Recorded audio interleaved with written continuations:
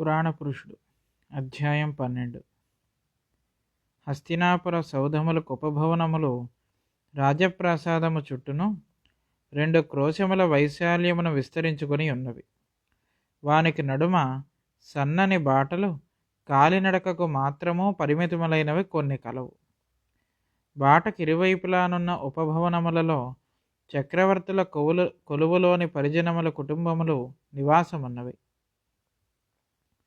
ఆ భవనములపైనున్న గోపురద్వంద్వము భూమిలోనికి తలక్రిందులుగా దూరి ఊడలు దిగినట్లు కోనేటి నీటిలో ప్రతిబింబితములై సూర్యోదయమునకు ముందున్న తొలి వెలుగులో దూరము నుండి మసక మసకగా కనిపించుచున్నవి. కోనేటి మెట్లు దిగుచున్న ఒక వ్యక్తి తన భుజముపైనున్న అంగవస్త్రము నొడ్డున పెట్టి గాలికి ఎగురకుండా అంగవస్త్రముపై రాగి బొట్టు పెట్టెను బరువు పెట్టుచున్నాడు. అతని కన్నులకు ఉదయ సూర్యుని కాంతులు కోనేటి నీటిపై ప్రతిబింబించుచు తిరుచూర్ణము నీటిలో కలిపినట్లుండెను. ఆజానబాహువై ఖర్జూరపు కాయవలే గట్టి కాయ వంటితో కోనేటి మెట్లు దిగుచున్న ఆ వ్యక్తి నీటిని చేతులతో కదిలించుచు ప్రాతస్మరణ స్తోత్రములు పఠించుచు విధి విధానముగా స్నానం ఆచరించుచుండెను. పుణ్యనదులను ప్రశంసించుచు ముక్కు మోసి ముమ్మారు కోనేటి నీటిలో మునిగి లేచెను. బంగారు కడ్డీల వంటి తన చేతులు తోముకొనుచు అతడు తీరం వైపును కన్నెత్తి చూచెను. 18 సంవత్సరముల వాడొకడు తీరమున వస్త్రములు విప్పి చెడ్డీ ధరించి గురువుగారు నమస్కారము అని కేకపెట్టి తటారున చప్పట్లు చరిచి కోనేటి నీటిలోనికి తలక్రిందులుగా దుమికెను. పల్లటీలు కొట్టుచూ స్నానము చేయుచున్న విదురుని సమీపమునకు వచ్చి నీరు కదిలించుచూ నిలబడెను. విదురుడు చిరునవ్వు నవ్వి స్నానము పూర్తి చేసి మెట్లెక్కి ధౌతవస్త్రములు ధరించి బొట్టు పెట్టి తీసి తిరుమణి తిరుచూర్ణములతో ఊర్ధపుండ్రములు దిద్దుకొనుచుండెను. యువకుడును స్నానము పూర్తి చేసి ధౌతవస్త్రములు ధరించి విదురుని సమీపమంద మెట్లపై కూర్చుండెను. విదురుడు: సాహసము, వివేకము, చిత్తశుద్ధి, శాంతి మొదలగు గుణములు పుట్టుకతోనే వచ్చును గాని అభ్యాసము చేసినచో నంటవు. నీవు పుట్టుకతో అతి సాహసివి. నేను మెట్టు దిగి స్నానము చేయగా ప్రతిదినము నీవు దుమికి పల్లటీలు కొట్టి స్నానము చేయుదు. నేను వలదని చెప్పినచో నీకు నచ్చదు. తగులబోవు దెబ్బను ముందే తెలుసుకుని వివేకము అలవడవలను. అలవడిన దశలో హితము చెప్పినచో చాదస్తం అనిపించును. సాహసము నాకు సహజ గుణమని మా తల్లి రాధాదేవి కూడా ప్రతిదినము భయపడుచూనే నన్ను మెచ్చుకొనుచుండును. లేక లేక మాకు దొరికిన వాడవు, సాహస పనులు చెయ్యకుమని ఆమె నన్ను అనుదినము హెచ్చరించుచుండును. హెచ్చరించుచూనే మెచ్చుకొనును అని పలుకుచున్న రాధేయుని కన్నులు సౌందర్య గర్వరేఖలతో మెరిసిపోయిన. కరగించిన బంగారు పోత పోసినట్లున్న రాధేయుని దేహకాంతులపై ప్రభాత భానుకిరణములు ప్రతిబింబించుచుండగా ముఖము బాలభాస్కరుని వలె మెసిమెసిలాడినది. రాధేయుడు: గురువుగారు, మీరు సకల శాస్త్రములు ఎరిగినవారు. నా తల్లిదండ్రులు ఎవరో నేను ఎచ్చట పుట్టితనో తెలియదు. తమరు ధ్యానమునందు తెలుసుకొని వివరింపుడని పలుమారు కోరియుంటిని.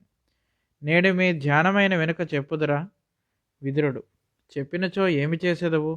మీ తండ్రి ఈ భూములు పరిపాలించు మహారాజు ఎవరో కావచ్చును.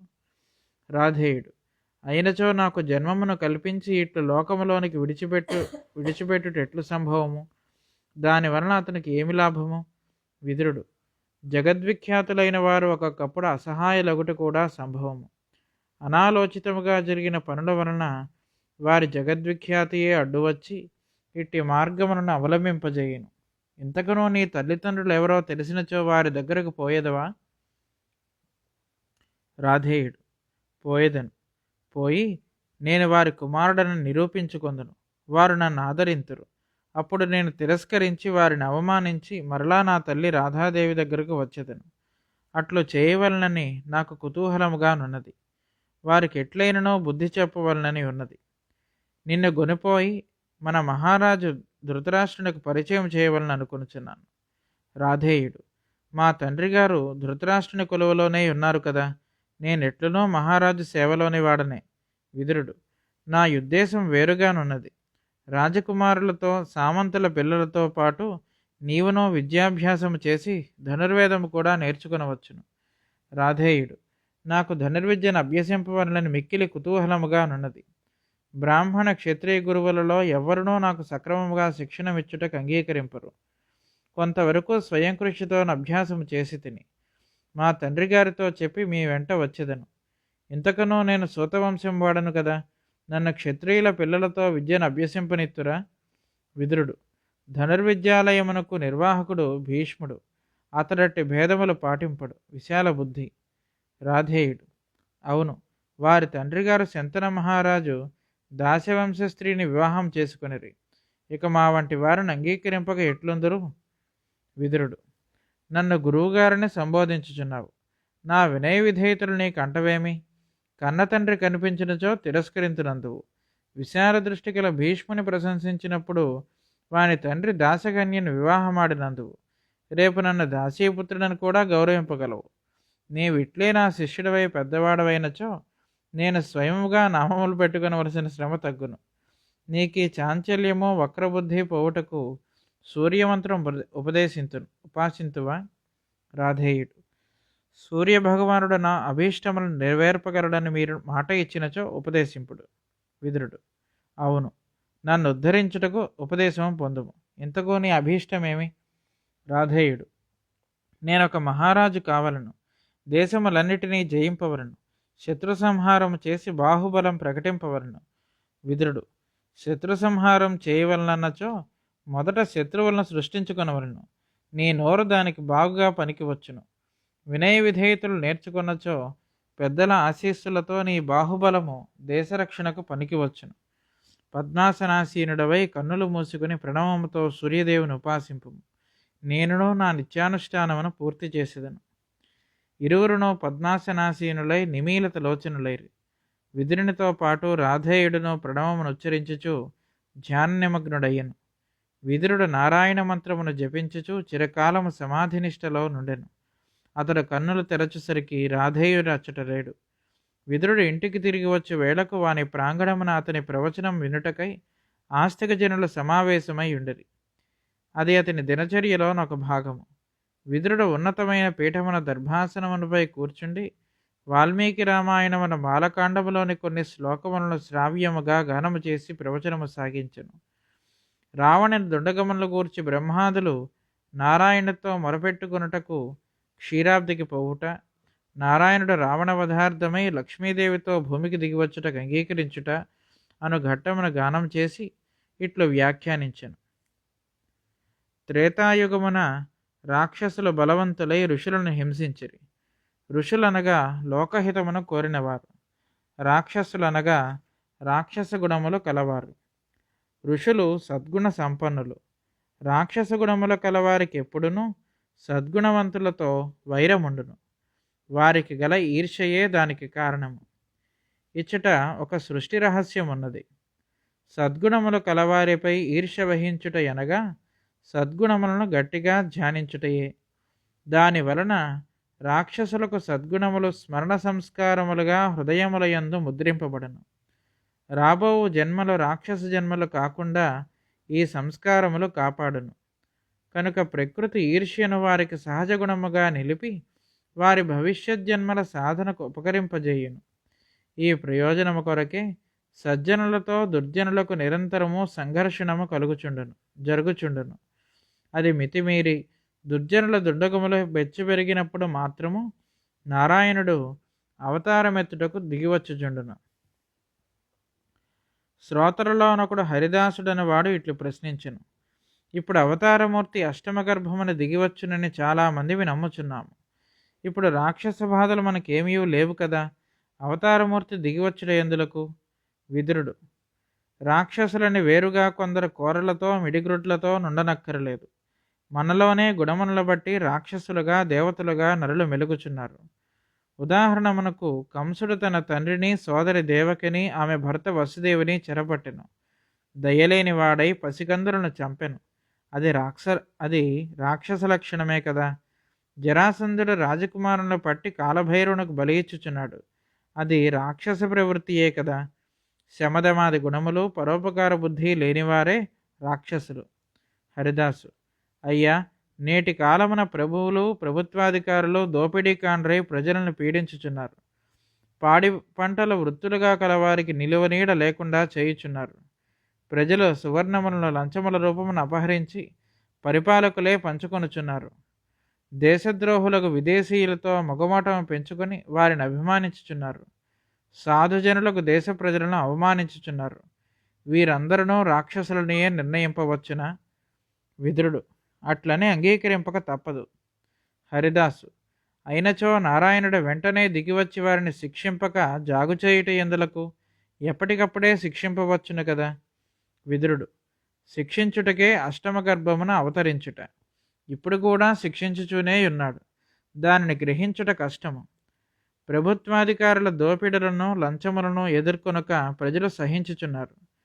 సహించుట అనగా తాము కూడా ఆ పాపములో భాగం పంచుకున్నట్లే కదా.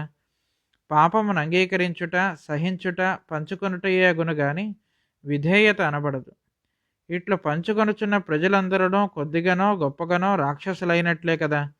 ఈ విధముగా ప్రజలు కూడా పాపులుగా ప్రవర్తించిన తరములలో ప్రభుత్వములు కూడా వానికి తగినట్లే ప్రవర్తించి పరిపాలించును. ప్రజల నుండియే ప్రభుత్వాధికారులు కూడా పుట్టుచున్నారు కనుక వారి దుష్టత్వమే వారిపై ప్రభుత్వముగా ప్రత్యక్షమై బాధించును. దాని వలన ప్రజలు దుఃఖ దారిద్ర్య బాధలు అనుభవింతురు. ఇంతకన్నా శిక్షించుటకు నారాయణుడు అంగీకరింపుడు. వీరందరినీ చంపినచో ఇక ప్రజలేయుండరు. కనుక నారాయణుడు ప్రజలను చంపక ప్రాణములతోనే శిక్షించును. ప్రజలలో నొక్కొక్కడే ప్రభుత్వమునకు అమ్ముడిపోయి మిగిలిన ప్రజలకు కీడు తలపెట్టును. ఇట్టి సందర్భములలో దుష్టుల రూపమున ప్రజలను బాధపెట్టుచున్నది కూడా నారాయణ దుష్ట శిక్షణ విధానమే. హరిదాసు: ఇట్టి సందర్భములలో ప్రజల కర్తవ్యమేమి? విదురుడు: రోషపడినచో రాక్షసత్వం ఇంకనూ పెరుగును. పరోపకార బుద్ధి ఒకటే విమోచనమునకు మార్గము. తన్ను తాను రక్షించుకొనుటకు కూడా ఇంతకన్నా మార్గం వేరొకటి లేదు. ఒక పర్ణ కుటీరమునకు నిప్పంటుకుని తగులబడుచున్నప్పుడు మిగిలిన కుటీరముల వారు తప్పులెన్నరాదు. దానిని ఆర్పుటకు యత్నింపవలను. యత్నింపనచో తమ కుటీరములు కూడా తగులబడిపోవును. ధర్మము యొక్క స్వరూపం ఇట్టిది. ఇష్టము ఉన్నవాడైనా లేనివాడైనా ఆత్మరక్షణము కోరినచో ధర్మ మార్గమును అవలంబింపవలను. ఇష్టమున్న వానికి ధర్మము నారాయణుడిగా దర్శనమిచ్చును. ఇష్టము లేని వారికి యమధర్మరాజుగా దర్శనమిచ్చును. ఎదిరించిన వానిపైకి ధర్మము త్రాచుపాము వలె తల ఎత్తి బుసగొట్టును. అధర్మమును నిర్లక్ష్యము చేసిన వానిపై పగపట్టి త్రాచువలే కరచును. ఇట్టి ధర్మము నేడు ప్రజలచే నిర్లక్ష్యం చేయబడుచున్నది. కనుక రాక్షసులకు వారిలో కొందరు ప్రభువులై ప్రభుత్వాధికారులై ప్రజలను దోచుకొనుచున్నారు. ధర్మగతి సూక్ష్మమై గ్రహించుట కష్టము కనుక ఇట్టి శతాబ్దములలో నారాయణుడు వాసుదేవుడై ప్రజలలో వసించుచు వేరుగా శ్రీహరి అయి భూమికి అవతరించును. హరిదాసు: దీనిని బట్టి ఎవడైననో తాను అవతారమని చాటుకునవచ్చును కదా. వాని చేతుల్లో ప్రజలు మోసపోకుండా నిజమైన అవతారమూర్తిని గుర్తించుట ఎట్లు? విదురుడు: అవతారమూర్తిని గుర్తించుటకు ప్రజలెవ్వరూ తహతహపడనక్కరలేదు. అతడే గుర్తింపజేయును. తన ధర్మమును తాను సక్రమముగా నిర్వర్తించుచునుట ఒక్కటే ప్రజల కర్తవ్యము. దానిని మాని అవతారమూర్తికై ఎదురుచూచువారు ఎవనికో భజనపరులై బ్రతకవలసి వచ్చును. అవతారమూర్తి దిగివచ్చి మన కోరికలు తీర్చి మన పనులన్నయూ చేసిపెట్టి కూడు గుడ్డ నొసగి మనకు మోక్షం ప్రసాదింపవలనని పూజలను భజనలను లంచం పెట్టుట లోకమును వంచన చేయుట యగును. అట్టి వారికి అతడు అందడు. నీతి పదమున వ్యక్తిగత జీవితం మలచుకొనుచు రాష్ట్రమున తన కర్తవ్యము నెరిగి ప్రవర్తించువాడు మాత్రమే అవతారమూర్తిని వాని తత్వమును గ్రహింపగలుగును. దాన్ని పాటింపని వారికి అవతారమూర్తి కన్నుల ఎదుట మెలుగుచున్నను తమ వంటి సామాన్య మానవుడిగానే కనిపించి భ్రమగొల్పును. ఇది విదురనీతి. స్వస్తి ప్రజాభ్యః పరిపాలయంతాం న్యాయేన మార్గేణ మహీం మహీషాః. గోబ్రాహ్మణేభ్యః శుభమస్తు నిత్యం. లోకాః సమస్తాః సుఖినో భవంతు.